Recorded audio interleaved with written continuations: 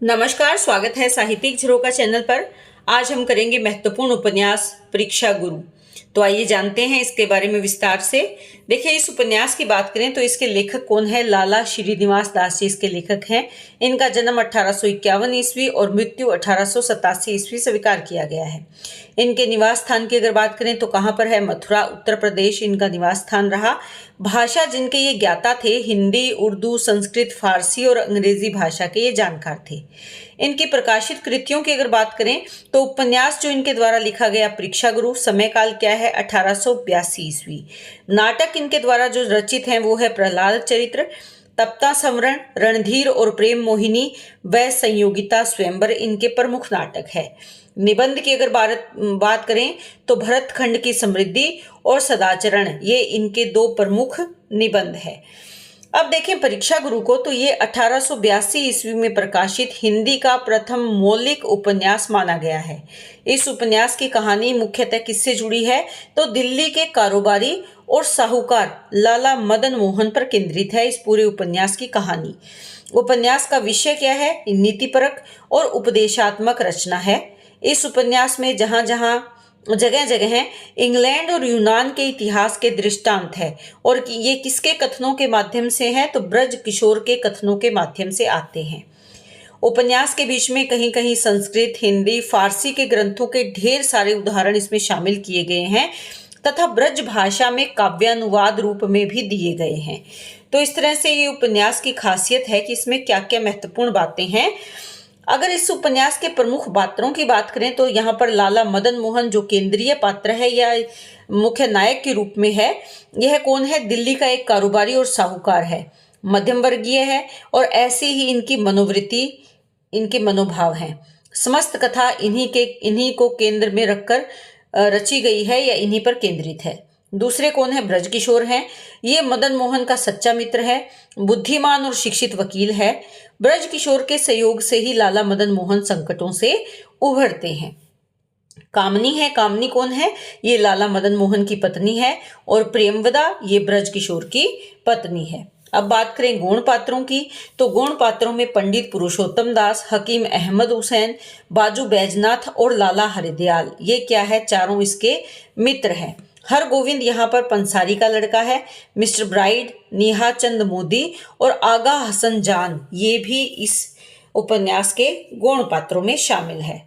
इस उपन्यास के प्रति विद्वानों की अगर राय जाने तो सबसे पहले डॉक्टर प्रताप नारायण टंडन के अनुसार ये उपन्यास शिक्षाप्रद रचना है, यानी शिक्षा प्रदान करने वाली रचना है जो भाषा आदि की प्रौढ़ता और स्पष्टता की दृष्टि से बहुत ही महत्व रखता है तथा नैतिक आदर्श और राष्ट्र प्रेम की जो भावना आगे चलकर उत्तर भारतेंदु काल के उपन्यासों में मिलती है उसका सूत्रपात इसी युग में किया जा चुका था। और इस दृष्टिकोण से उपन्यास की अनेक प्रवृत्तियों का श्रेय इसी युग की रचनाओं को है जिस समय में परीक्षा गुरु की रचना की गई। उसके बाद आचार्य रामचंद्र शुक्ल जी के अनुसार लाला श्रीनिवास दास व्यवहार में दक्ष और संसार का ऊंचा नीचे समझने वाले पुरुष थे, अतः उनकी भाषा संयत और साफ सुथरी तथा रचना बहुत कुछ सोउद्देश्य होती थी, यानी उद्देश्य से परिपूर्ण ये रचना करते थे। आचार्य रामचंद्र शुक्ल ने ही परीक्षा गुरु को अंग्रेजी ढंग का पहला मौलिक उपन्यास स्वीकार किया है। देखिए किस ढंग का, ये आपको जरूर ध्यान में रखना है। अंग्रेजी तरीके की जो कथानक है वो परीक्षा गुरु को माना है और ये मौलिक उपन्यास है किसका? लाला श्रीनिवास दास का। यहाँ लेखक ने मदन मोहन के 5 चाटुकार दरबारियों की चर्चा की है। उसमें पहला कौन है? मुंशी चुन्नीलाल। इसका मन पढ़ने लिखने में कम लगता था, ऐसी बातें याद कर रखी है जिन्हें वह नए आदमी के सामने सुनाकर अपना प्रभाव जमा लेता है और ये कैसा है? स्वार्थी है। उसके बाद मास्टर शंभू दयाल है।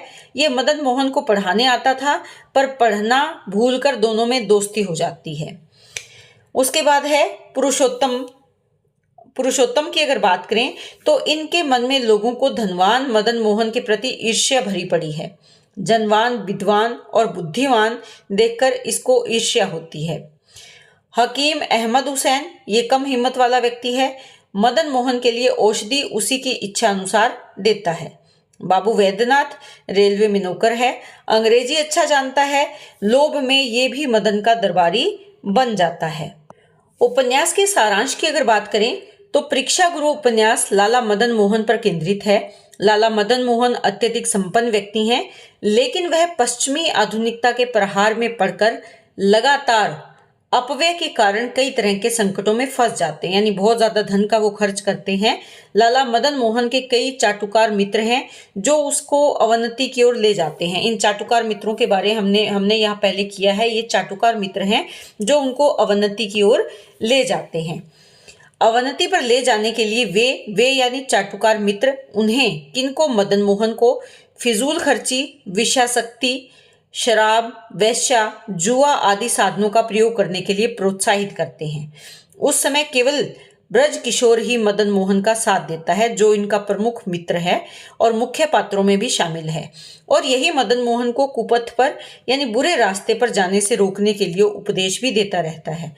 अंततः वह अपने बुद्धिमान एवं शिक्षित वकील मित्र लाला ब्रज किशोर के प्रयासों से ही संकटों से उभरता है और पुनः चापलूसों व दुर्व्यसनों के चक्कर में न पड़ने की दृढ़ प्रतिज्ञा भी लेता है। लाला मदन मोहन ऐसी व्यापारी महाजनी संस्कृति के प्रतीक हैं जो सामंतवादी प्रवृत्ति से जकड़े हुए हैं। उनके माध्यम से उपन्यासकार ने यह दिखाने का प्रयास किया है कि व्यापार वाणिज्य की जो निरंतर बढ़ती हुई शक्ति है वह चापलूसों और सामंती अविवेक से घिरी हुई है, और यदि हम भारत का विकास चाहते हैं तो हमें भारत को ऐसी कुप्रवृत्तियों से मुक्त करना होगा ताकि हमारे भारत का विकास हो सके, यानी हमारा यानी मानवता का और भारत का विकास हो सके। तो यहाँ पर सामंतवादी प्रवृत्ति का विरोध करते हैं। इस उपन्यास में मुख्य रूप से देश के प्रति चिंता व्यक्त की गई है। हमें अपनी पूंजी का संरक्षण करना चाहिए और उस पूंजी का संरक्षण तथा उपयोग अपने देश के हित के लिए करना चाहिए, ना कि उसका कुप्रयोग नहीं करना चाहिए या अपने जो बुरा रास्ता है कुमार्ग पर चलने के लिए उसका अपव्यय नहीं करना चाहिए। उसके बाद अगर निष्कर्ष तौर पर देखें तो इस उपन्यास के पात्र जीते जागते प्राणी न होकर किसी न किसी गुण या दोष के प्रतीक बन गए हैं। अंततः कहा जा सकता है कि इसमें जो केंद्रीय विचार है उसके दृष्टांतीकरण तथा चित्रित जीवन में वैशिष्ट्य के अभाव के कारण परीक्षा गुरु उपदेशाख्यान की श्रेणी में आता है। यानी इसमें एक तो मुख्य केंद्रीय विचार नहीं रखा, दूसरा इसका जो दृष्टांतीकरण है या जो चित्रित जीवन है वो अलग अलग पात्रों को उभार कर जो कथा है उसको आगे नहीं बढ़ाया गया। इसलिए सिर्फ ये एक उपदेशात्मक या उपदेशाख्यान, एक ऐसी कहानी जिसमें उपदेश का व्याख्यान किया गया है या उपदेश दिया गया है, उस श्रेणी में आता है। परीक्षा गुरु के पात्रों और उनके कार्य व्यापारों की यथार्थता, वस्तुशिल्प की नवीनता और भाषा संबंधी यथार्थवादी दृष्टिकोण के कारण यह रचना उपन्यास के अधिक निकट मानी जाती है। अब यहाँ पर अगर देखें इसमें महत्वपूर्ण कथन कौन कौन से हैं, क्योंकि कई बार परीक्षा में महत्वपूर्ण कथन दे दिए जाते हैं और फिर पूछा जाता है कि ये किस उपन्यास से और किस पात्र के द्वारा कहा गया है। देखिए यहाँ पर मनुष्य जिस बात को मन से चाहता है उसका पूरा होना ही सुख का कारण है और उसमें हर्ज पड़ने से ही दुख होता है। ये किसका कथन है? मिस्टर शंभू दयाल का कथन है। मनुष्य के मन के विचार ना सुधरे तो पढ़ने लिखने से क्या लाभ हुआ, ये कौन कहता है? लाला ब्रज किशोर। देखिए ये बहुत ही सटीक और सार्थक बात कही गई है और इसमें हम जानते हैं कि सटीक और सार्थक सही मार्ग पर चलने के लिए कौन प्रेरित करता है? लाला ब्रज किशोर प्रेरित करते हैं। वर्तमान समय के अनुसार सबके फायदे की बातों पर सत्शास्त्र और शिष्टाचार की एकता से बर्ताव करना सच्ची स्वतंत्रता है। तो ये भी किसका कथन है? लाला ब्रज किशोर का। जरूरत भी अपनी अपनी रुचि के समान अलग अलग होती है, ये कौन कहता है? चुन्नी लाल इसमें कहता है। आदमी की पहचान जाहिरी बातों से नहीं होती, उसके बर्ताव से होती है, ये कौन कहता है? लाला ब्रज किशोर। निसंदेह मित्रता ऐसी चीज है, पर जो लोग प्रीति का शोक नहीं जानते वह किसी तरह इसका भेद नहीं समझ सकते। ये भी किसका है? ब्रज किशोर का कथन है। देश की उन्नति अवनति का आधार बहुत निवासियों की प्रकृति पर है। सब देशों में सावधान और असावधान मनुष्य रहते हैं। तो लाला ब्रज किशोर हैं। पति ही स्त्री का जीवन है, पति बिना स्त्री को जीकर क्या करना, ये कौन कहती है? कामिनी कहती है, जो कि लाला मदन मोहन की पत्नी है। तो जहाँ सार्थक बातें प्रकट होती है वो किसका कथन है? ब्रज किशोर के ज्यादातर कथन है जो इस उपन्यास में महत्वपूर्ण कथानक में शामिल किए गए हैं।